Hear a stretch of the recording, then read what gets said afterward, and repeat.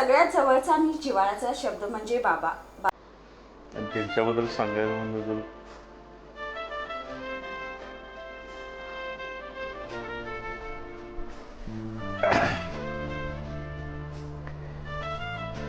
काय सांगायचं विचार लय गेले आयुष्यात कसं घडवायचं पोरांना मी त्यांच्याकडनं शिकलं पाहिजे.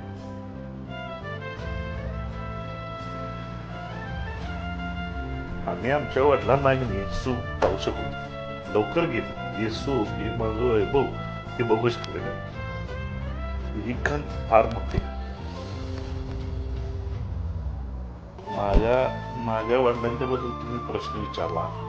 माझ्या वडिलांच्या बद्दल सांगायचं म्हणजे की माझे वडील मला फार सपोर्ट हा धंदा करताना किंवा व्यवसाय करताना. तुम्हाला पटणार नाही 3 वाजले आमच्या वडिलांचा मला फोन यायचा अरे जेवलास का.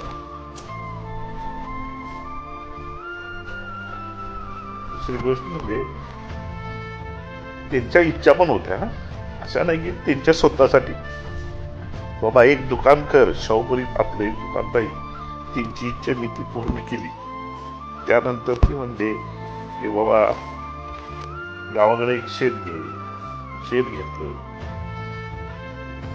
स्वतःच काहीतरी अस्तित्व कर ही माझ्या वडिलांची शिकवण होती. ती मी सगळ्याला सार्थ झालो सगळीकडे घेतलं ती सगळ्याला सांभाळून आणि सगळं हे करून पण त्यांचा मी मान राखलो.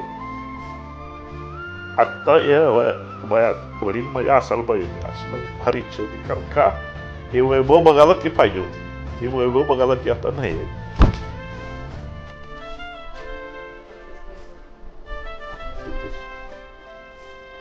खंत आहे फार वाईट वाटते. आजच्या पिढीने जर आदर्श वडिलांचा ठेवायचा असेल तर त्यांना एवढीच इच्छा मागे की मी सांगतो की तुम्ही तुमच्या वडिलांना फार सुख द्या. फार बाप आहे तर सगळं आहे. अर्धा तर देत जा वडिलांना अर्धा तर देत जा. ह्या जगात बापासारखं कोणीही तुम्हाला शिकवत नाही.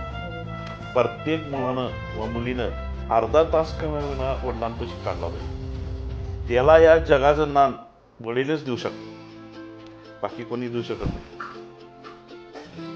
मी माझ्या मुलाला रोज सांगतो रोज म्हणजे रोज एक अर्धा तास तर माझ्या बघ का त्याच्यात फार फार बदल झाले. होय फार म्हणजे फार. माझ्या मते फादर डे हा रोज राहायला पाहिजे रोज झाला पाहिजे.